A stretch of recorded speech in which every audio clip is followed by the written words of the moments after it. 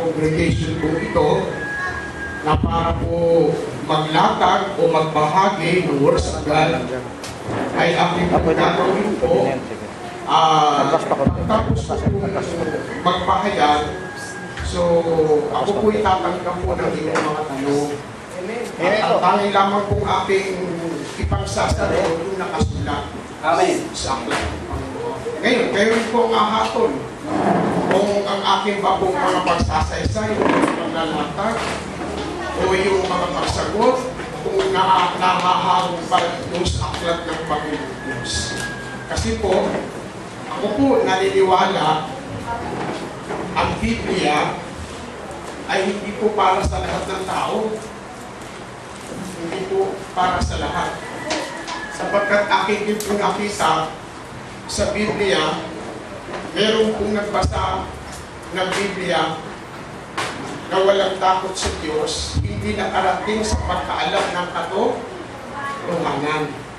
So, ang Biblia, doon lang talaga sa may takot sa Diyos. Ang Diyos ang nakababatid at nakatatarok sa bawat isip at puso na upang mapag-alam ang katotohanan.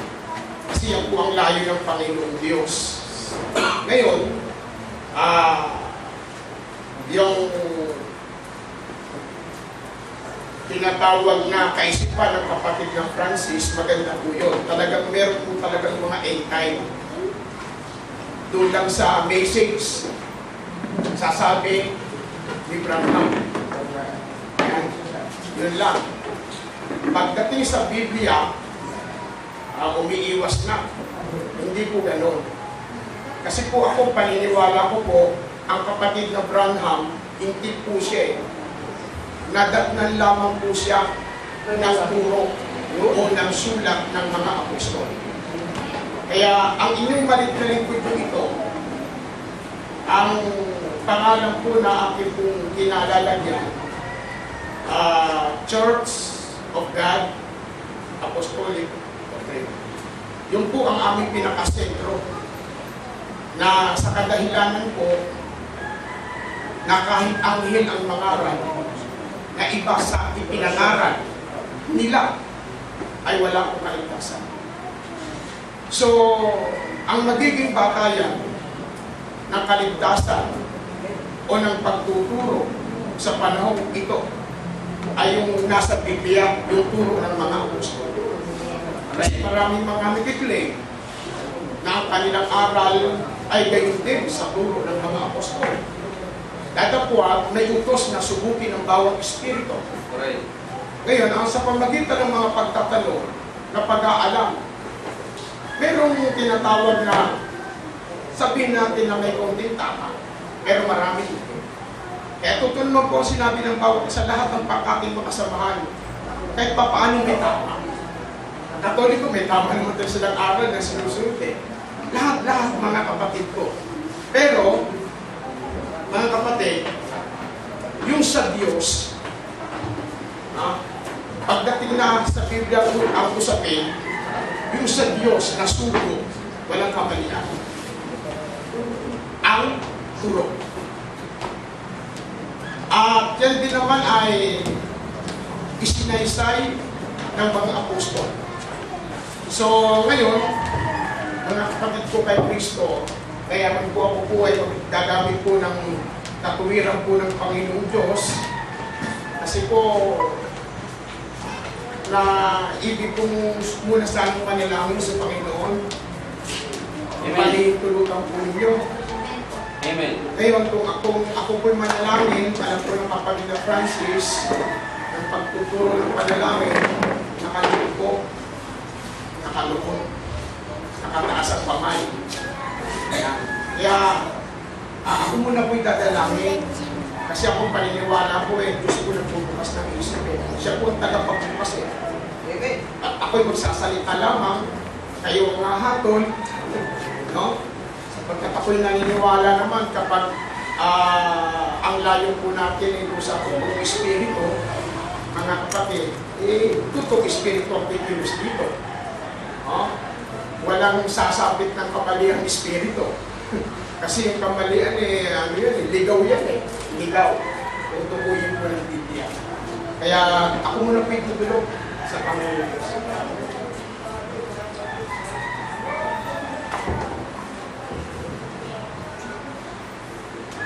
Dakilang Diyos na makapangyarihan sa lahat. Sa iyo na banal na pangalan ng Kristo, pinagpupunan ng kaalaman ng unawa. Hinihingi ko po ang kapahintulutan sa iyo, Ama. Nasa kalagayan po ng mga paggamit ng iyong matuwid na salita. Pahintulutan mo po na buksan ang bawat isa upang kami ay makapagtangko po, Diyos, ng iyong banal na katuwid. Sapagkat ang mga bagay nito ay iyong inuutos ayon sa pagpupuno upang maabot yaong ipinaaabot mo upang ang pagliligtas ang pangako na sa buhay walang hanggan ay makamtan. Kaya Panginoon Diyos, ang mga ito'y aking kong hinihingi sa iyong banal na pangalan ni Jesus na siyang salita ng katotohanan. Kaya purihin po ang ating Panginoon Diyos. Amen. Pwede ba ho hihigit nyo sa isang aking ipapahayag? Pwede ba po? Ng isang ano ba ho, isang tema? O kung isang tema lang dapat kong i-share? Hindi po, Kahit ano po. Kahit ano gusto niyo po. Salamat po kasi humingi po ko ng kapahintulutan sa inyo. Kasi mas maganda po yung may kapahintulutan eh. Ayaw ko po tumayo po rito na pinatayo po ninyo ako, baka mayroon pang agam-agam, tapos ng pagsisire, may susunod na naman. Kaya humingi po ko ng kapahintulutan. Ano po? Pagkatapos yung isang topic. Salamat po. Okay. Ang akin muna pong maisishare, ito pong tinatawag na pahayag ng ating Panginoong Jesucristo doon sa aklat ng Matthew 16:18. Kaya kapatid na naman, baka pwede dito muna tagapasa. Bawal. 16:18. Ganito po ang pagkasabi. Dinig po ba ako dyan, mga kapatid? Amen. Praise God. At sinasabi ko naman sa iyo na ikaw ay Pedro, at sa ibabaw ng batong ito ay itatayo ko ang aking iglesia, at ang mga pintuan ng Hades ay hindi magsisipanaig laban sa kanya. Okay. Sa magkatuwid, ito pong aking ilalatag. Yung itinayo ng ating Panginoong Jesucristo sa ibabaw ng Bato. bato. Ngayon, ito po'y pahayag ng ating Panginoong Jesucristo. At ito rin po ay ginagamit ng mga iba't ibang mga pangkapisahan. Ang talatang ito. At ito rin naman ang aking gagamitin sa pangat na kasulat. Para palitan rin lamang yung totoo na itinayo ng ating Panginoong Jesucristo na siyang iglesia sa ibabaw ng bato. Ngayon, nayaman ito po'y ipinahayag ng ating Panginoong Jesucristo. Yung salitang itatayo ko ang aking iglesia, sa puntong yan lumilito na hindi pa nakatayo eh. Yung salitang itatayo ko. At yung salitang itatayo ko, ibig sabihin nabuwal ito eh. Nabuwal mo itong itatayo eh ng ating Panginoong Jesucristo. Mas maigi, kunin ko po yung tinatawag na kasanhian na bakit itatayo ng ating Panginoon yung iglesia doon sa ibabaw ng bato. Ganito po ang kapahayagan po sa aklat po ng Ezekiel. Sa 34 verse 1 up to 6. 34, 1 up to 5 na lang. Okay. Ezekiel 24.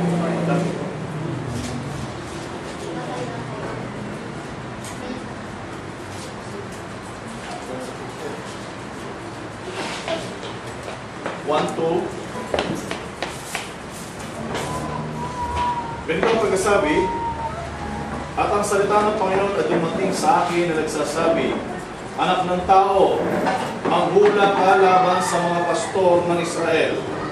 Manghula ka at iyong sabihin sa kanila, sa mga pastor, ganito ang sabi ng Panginoong Diyos, sa aba ng mga pastor ng Israel, na pinakakain ang kanilang sarili, hindi baga dapat pakainin ng mga pastor ang mga tupa? Kayo'y nagsisikay ng gatas at kayo'y nangananamit sa inyo ng lana. Inyong pinapatay ang mga pinataba, ngunit hindi nyo pinakakain ang mga tupa. Hindi ninyo pinalakas ang payat o inyo namang pinagaling ang may mga sakit. O inyo namang tinalian ang mga may bali, o inyo namang ibinaling ang iniligaw, o inyo namang hinanap ang nawala, kundi inyong pinagpunuang may karahasan ang may kapigatian. At sila'y nangalat dahil sa walang pastor, at sila'y naging pagkain sa lahat ng hayop sa parang, at sila'y nangalat. Ito po ang sanhin kung bakit po na itatayo ng ating Panginoong Jesucristo na dahil ito pong mga tupa na ito nga po yung Israel, nagsipangalap po ito eh.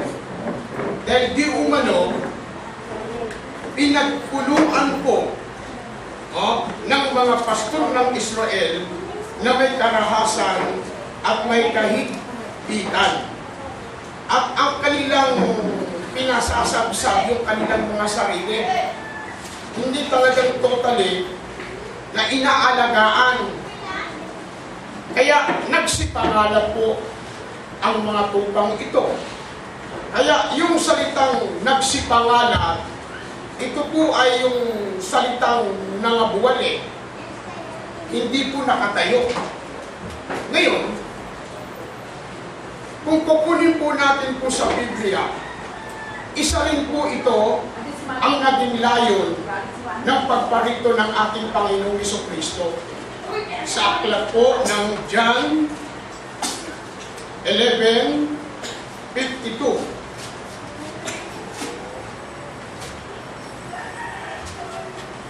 Ganito po ang pagkasabi, at hindi dahil sa bansa lamang, kundi upang matipon din naman niya sa isa ang mga anak ng Diyos na nagsisipangalan.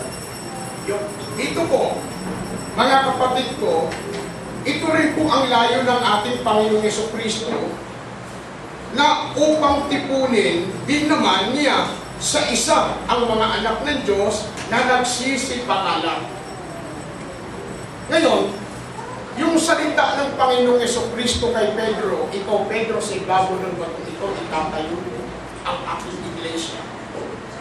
Kailan po ito na itayo? Para sila'y matipon. Kasi yung pagtatayo po, pagtitipon ng ating Panginoong Jesucristo. Kailan po? Dito po sa aklat po ng mga gawa ng mga apostol. Sa kapitulo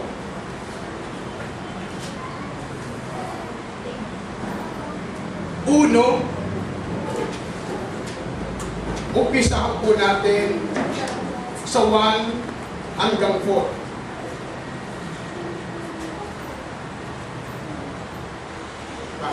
Ganito po pagsabi, ang unang kasaysayan na ginawa ko, 8 bilo, ay Gawa, kapatid, Gawa 1. doon sa 2, 1:4. 1:4. Praise God. At nang dumating nga ang araw ng Pentecostes, silang lahat ay nagkakatipon sa isang dako. At biglang dumating mula sa langit ang isang ugong na gaya ng sa isang humahagibis na hanging malakas. At pinuno ng buong bahay ang kanilang kinaupuan. At sa kanila ay may napakita mga dilang kawangis ng apoy na nagkakabahabahagi at dumapo sa bawat isa sa kanila. At silang lahat ay nangapuspos ng Espiritu Santo at nangagsipasimulang magsalita ng iba't ibang wika ayon sa pinagkakaloob ng Espiritu na kanilang salitain. Okay. Dito po, mga kapatid ko, ang naging katuparan ko noong araw ng Pentecost. Itong lalapag ng tinatawag na Espiritu Santo, nagkaroon po ito ng susok. Pagkatapos na sila'y mapuspos ng Espiritu Santo, upang itong mga Israel na mga ilan, na mga nagsipangalap, ay matipon ng lubos. Dito po sa aklat din po ng Gawa 2:36 at hanggang 42. Praise God. Pakatalastasin nga ng buong angkan Israel na ginawa ng Diyos na Panginoon at Kristo itong si Jesus na inyong itinako sa krus. Nang marinig nga nila ito ay nangasaktan ang kanilang puso at sinabi kay Pedro at sa ibang mga apostol, "Mga kapatid, anong gagawin namin?" At sinabi sa kanila ni Pedro, "Magsisi kayo at magbautismo ang bawat isa sa inyo sa pangalan ni Kristo sa ikapagpapatawad ng inyong mga kasalanan at tatanggapin ninyo ang kaloob ng Espiritu Santo sapagkat sa inyo ang pangako at sa inyong mga anak at sa lahat ng nangasa malayo magigilan man ang tawagin ng Panginoon nating Diyos sa Kanya." At sa iba pang maraming salita ay nagpapatotoo siya at nangaral sa kanila na sinasabi, "Magsiligtas kayo sa likong lahing ito." Yaong nga nagsitanggap ng kanilang salita ay nangabautismuhan at nangapadaragdag sa kanila ng araw na yaon ang may 3,000 kaluluwa. At sila ay nagsipanatiling matibay sa turo ng mga apostol at sa pagsasama-sama at pagpuputol-putol ng tinapay at sa mga pananalangin. Ito po, mga kapatid ko kay Kristo, pagkatapos po ng Pentecost, ang kapatid po na Pedro, siya po ay nagpahayag po doon sa buong angkan ni Israel na mga nagsipangalat po ito. Na ang pahayag ni Pedro, pakatalastasin nga ng buong angkan ni Israel na ginawa ng Diyos na Panginoon at Kristong itong si Jesus na inyong ipinako sa krus. Nang marinig na nila ito ay nangasaktan ang kanilang mga puso at sinabi kay Pedro at sa ibang mga apostol, "Mga kapatid, ano ang gagawin natin?" Ang nagtatanong po, yung mga nagsipangalap. At ang sagot ng kapatid na Pedro at sinabi sa kanila ni Pedro, "Mangagsisi kayo at magbautismo ang bawat isa sa inyo sa pangalan ni Jesucristo sa ikapagpapatawad ng inyong mga kasalanan at tatanggapin ninyo ang kaloob ng Espiritu Santo." So, mapapansin po natin, pagdating po doon sa 41, yaong nang nagsitanggap ng kanyang salita ay nangabautismuhan at nangaragdag sa kanila ng araw niyaon na may 3,000 kaluluwa. At yung 3,000 kaluluwa, ito po'y nagsipanatili sa turo ng mga apostol. Diyan po ang naging kaganapan ng pagtatayo ng ating Panginoong Jesucristo sa iglesia sa ibabaw ng bato. Ngayon, ano po yung pangalan ng iglesyang itinayo ng ating Panginoong Jesucristo sa ibabaw ng bato? Anong pangalan ng iglesia ho ito? Dito po sa aklat ng unang Timoteo sa 3:15. Ganito ang pagkasabi, "Ngunit kung ako'y magluwat ng mahabang panahon, ay upang malaman mo kung paano ang dapat sa mga tao na ugaliin nila sa bahay ng Diyos, na siyang iglesia ng Diyos na buhay at haligi at suhay ng katotohanan." Dito po, pinalitaw na po ng kapatid na Pablo kung ano po yung iglesia na pangalang itinayo sa ibabaw ng bato. At ang pahayag nga ng kapatid na Pablo sa talatang ito, no? Kung paano ang dapat sa mga tao na ugaliin nila sa bahay ng Diyos na siyang iglesia ng Diyos na buhay at haligi at suway ng katotohanan. Katotohanan po yun, yung itinayo ni Kristo. Anong pangalan? Iglesia ho ng Diyos. At yung iglesia, kung ano po yung iglesia na itinayo po ng ating Panginoon sa ibabaw ng bato. Narito rin po ang paliwanag kung ano po ang kahulugan ng Iglesia. Na ang kahulugan ng Iglesia at kung paano dapat sa mga tao na ugali nila sa bahay ng Diyos na siyang Iglesia ng Diyos sa makatuwid. Ito po ay isang kalikulan ng mga tunay na mga mananampalatayang kaanib doon sa Iglesia ng Diyos. Yan po ang kahulugan po ng Iglesia. Mga tao po yan, sama-sama lalaki at babae po. Ngayon, kung ang Iglesia po na ang ngalan po ay Iglesia po ng Diyos, mga kapatid, saan ba naruroon ang mga apostol, lalong-lalo na si Pablo? Nasaan po siya bilang siyang tinawag ng Diyos? Nasaan siyang Iglesia? Dito po sa pahayag po sa aklat ng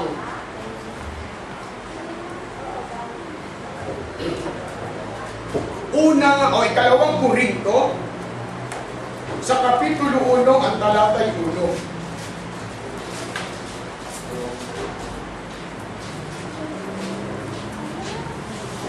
Ikalawang Korinto 1:1. Si Pablo, na apostol ni Kristo Jesus sa pamamagitan ng kalooban ng Diyos, at si Timoteo, na ating kapatid sa Iglesia ng Diyos na nasa Corinto, palangit ng lahat ng mga banal na nasa buong Akaya. Dito maliwanag po. Si Pablo na apostol at yung kanyang kapwa-ministro na si Timoteo, tinawag po ng Diyos sa Iglesia ng Diyos. Ayon po sa kapahayagan ito. At kalakip, pero pa pong karugtong, at kalakip ng lahat ng mga banal na nasa buong Akaya. Yan. Yung mga tinawag po na mga banal, bukod kay Pablo, bukod sa mga kasamahan niyang mga tagapagturo o ministro, sila po ay nasa loob ng Iglesia po ng Diyos. Ngayon, kung nasa loob ng Iglesia ng Diyos, ang kapatid na Pablo, lumilitaw wala sa ibang bakod, wala sa labas ng mga iba't ibang mga congregation. Siya po ay nasa loob. Ngayon, sa Biblia, meron pong pahayag sa Biblia, mga kapatid ko kay Kristo, tungkol sa tinubos. Tungkol sa tinubos. Kasi ang Panginoon po siya po ay tumubos eh. Meron po siyang tinubos na congregation na kanyang pag-aari po. Ngayon, doon sa pagtubos sa pamagitan ng dugo ng ating Panginoong Jesucristo, isa rin ba yung tinubos itong tinatawag na Iglesia ng Diyos? Pakinggan po natin. Pakibasa mo nga kapatid, i-English mo nga at itatagalog mo naman.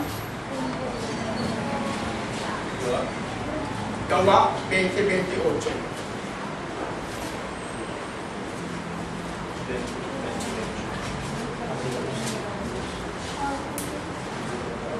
Ganito po ang pagkasabi. Ingatan sa English. Take heed therefore unto yourselves, and to all the flock, over which the Holy Ghost hath made you overseer, to feed the church of God, which He had purchased with His own blood. Yun po. Sa wikang English po yun. Maliwanag po. Church of God. Sa wikang pong Tagalog, ganito po ang pagkaliwa. Ingatan ninyo ang inyong sarili at ang buong kawan. Sa kanila'y ilalagay kayo ng Espiritu Santo na mga tagapangasiwa upang pangalagaan ninyo ang Iglesia ng Diyos na pinili niya ng kanyang sariling dugo. Sa makatuloy, yung binili ng dugo ng ating Panginoong Jesucristo na sariling din niya, walang iba kundi ang Iglesia po ng Diyos. Ilan ba ang iglesyang itinayo ng ating Panginoong Jesucristo? Ilan? Dito po sa aklat ng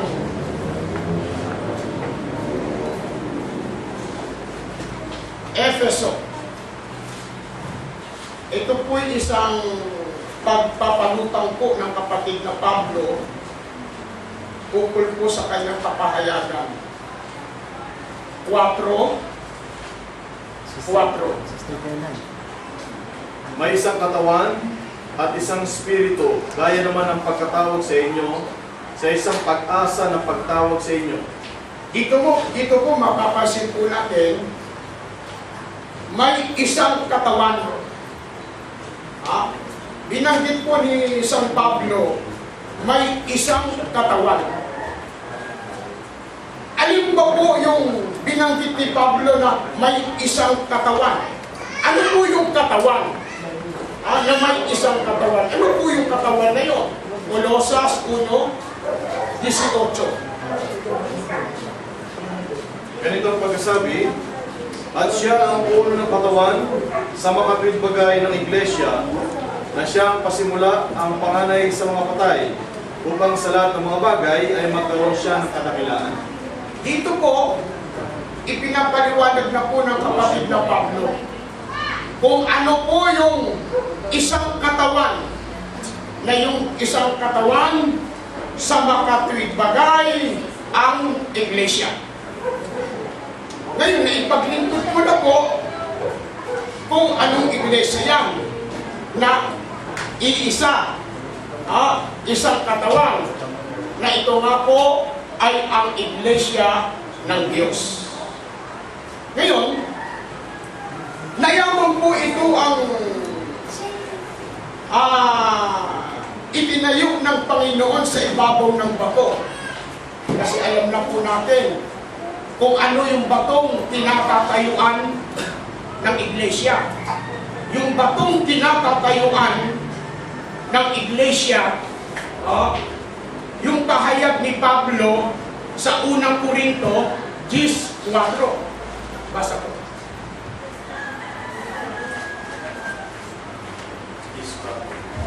Ganito po ang pagkasabi, at lahat ay nagsisinom ng isang inuming ding ayon sa Espiritu, sapagkat nagsiinom sa batong ayon sa Espiritu na sumunod sa kanila, at ang batong iyon ay si Kristo. Maliwanag po. Yung pinagtayuan po ng iglesia na bato, ang bato si Kristo. Kaya, hindi kakataka po, mga kapatid ko, na yung itinayo ni Kristo, na yun ang maging iglesia ng Diyos. Kasi meron pahayag si Pablo, ang nagtatayo po talaga at yung paggawa doon sa kanyang itinayo, merong ganitong nakasulat po sa aklat po ng Hebreo. Sa Kapitulo 11 ang talatay 10 ng aklat ng Hebreo. 11 Praise God. Sapagkat inaasahan niya ang bayang may mga pinasasaligan, nang nagtayo at gumawa ay ang Diyos. Dito po, sapagkat inaasahan niya ang bayang may mga pinasasaligan, na ang nagtayo at gumawa ay ang Diyos. Yung gumawa at nagtayo ay ang Diyos. Kaya ang kabuuan, yung nagtayo ay Diyos at yung itinayo ay iglesia, ang ngalan po ay iglesia ng Diyos. Yan po ang pinaka-suma po niya. Ngayon, tayo po, na bilang nasa kalagayang hintil. Kasi talaga totally yung itinayo doon katutubong Hudyo po yun. Israelita talaga ho yung itinayo. Ano ang pahayag po? Ukol doon sa mga hintil. Kasi alam po natin kung ano ang hintil eh. Walang pag-asa, walang Diyos. Yan ang hintil eh. At ang hintil, ang kinalalagyan po ng hintil, nasa malayo. Yung bayan ng Diyos, na siyang mga Israelita, ang pahayag ng Biblia, malapit na bayan sa Diyos. Ang hintil, malayo ang kinalalagyan ng mga hintil. Talagang totaling malayo sa Diyos ang hintil.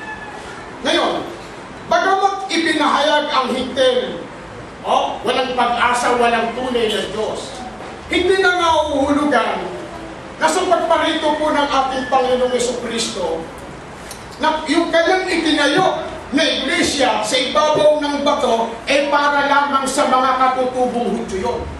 Hindi po gano'n. Meron pong pahayag si Pablo. Si Pablo, Israelita po yan bilang Hudyo.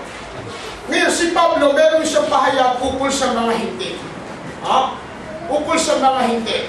Ganito po ang pahayag ni Pablo sa aklat ng Efeso.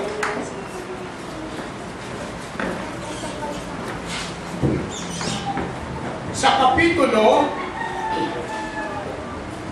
3 at 6. Basa. Praise God.